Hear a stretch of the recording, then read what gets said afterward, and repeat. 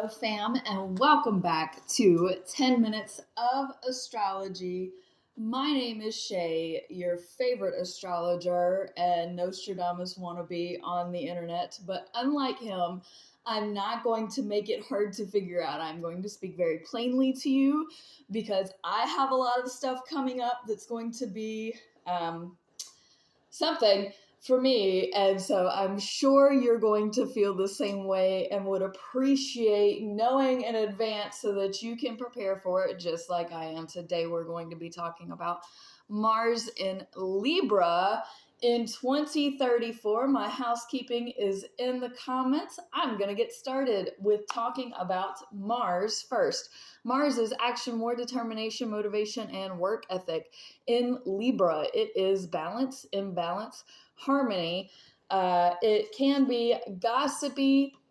It does not like confrontation. Mars's original ruler, or is ruled by Aries, which loves it some confrontation. So Mars does not like being in Libra. That is not the place where this goes, because Libra is very people pleasing across the board. Now, they can argue every side of an argument, which is why they shouldn't be arguing, because they don't know how to just make a decision and stick with that. They have to consider absolutely everything. It takes an inordinate amount of time for them to just be like, yes, I'd like tacos. Like, just please want some. Anyway, I first want to discuss the sextile to Saturn in Leo at 4 degrees. To back up for a second, Mars enters Libra approximately October 11th, 2034. So then at 4 degrees, we have the sextile to Saturn, which is now in Leo, which beautiful. This is a fantastic alignment. So I do have videos on Saturn, Chiron, the other planets that I'm going to talk about in the astrology predictions playlist that I have, which is linked in the housekeeping in the comments, and you can go look that up for more information on it.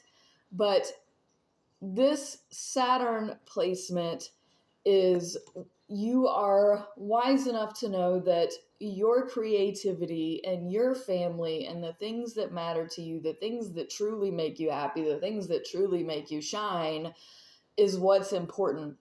And this sextile, Mars in Libra, is basically saying it's harmonious to do these things, to be creative, to be with, if you have a healthy family dynamic, to be with your family and to create that, and basically to create and be harmonious and to be alive and comfortable in the fact that even though you don't always know which way you're acting, at least you're happier. At least you're in a place that is much healthier for you. So this is beautiful. Then we have a trine to Chiron, which is retrograde in Gemini at 5 degrees.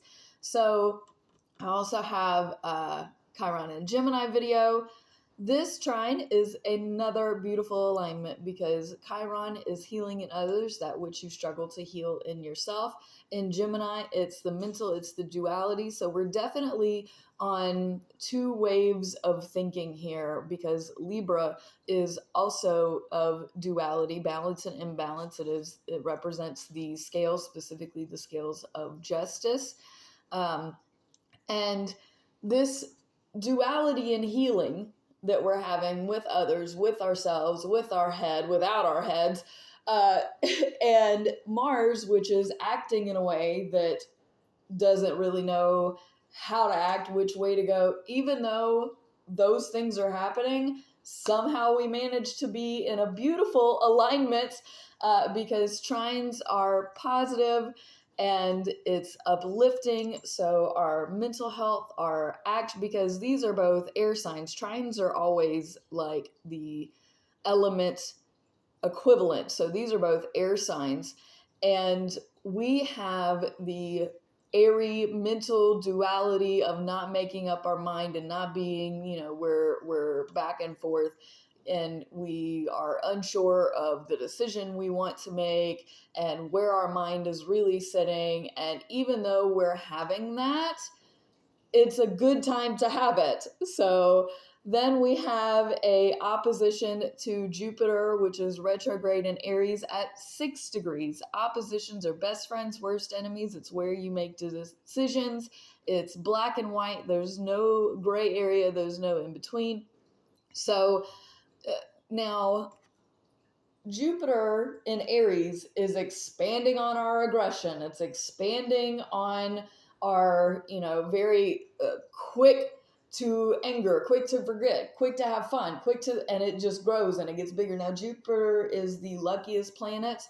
And so we have a lot of luck in this regard. This opposition, again, we have Aries against its home planet. And that's really because as you're not making up your mind and as you're going back and forth as far as what you're trying to do, Jupiter is getting bigger, and this can be very frustrating for you. It could be that your frustrations and your impatience is growing and getting out of hand, which is causing it to be even more difficult to actively make that decision or to actively do whatever it is that you're thinking about doing and going back and forth on. We don't like when Aries is not in alignment with its home planet here. So this is a very difficult aspect. Now, I try to spin oppositions positively and negatively so that you can see both sides of how this could happen. The positive to this is you have people with you in harmony, helping you and guiding you make this decision. But I don't see it being because it's Jupiter. It gets out of hand. It gets really big, really fast, and it becomes a bigger, much more dramatic thing than it needs to be sometimes. So I'm trying to spin this positively. Hold on. So Libra also has to do with relationships and being very loving and very understanding of all sides. And so even though Mars in Libra can actively understand all sides, it doesn't necessarily mean that it's big enough and powerful enough to quell the things and the drama that's getting out of hand. So my advice to Libras is definitely don't gossip at this time. I know that's your favorite thing to do, but you should lay off, because if you have created this drama and now you've caught yourself up in it and you don't know how to react to it, who's at fault?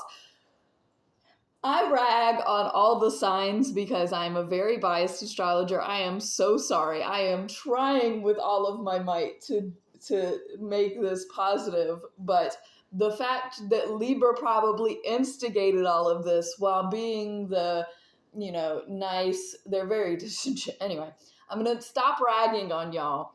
But yeah, this can get really big, really out of hand. This could also be lucky with, if you come out like that, if you come out the gate like an Aries would, then it could be that somebody actually stops and listens and becomes that kind of point of balance to hear you to make the decision. So it could be that you're lucky with this big blow up thing that turns out in your favor.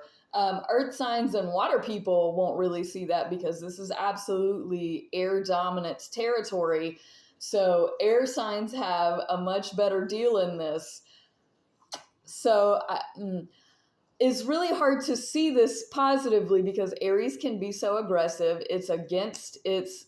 now, if we want to make it to where it is acting with Aries, Jupiter doesn't necessarily like being in Libra, though. So I can't consider this a mutual reception. That's why it's difficult for me to allow this to get along, because really Aries is opposing Mars.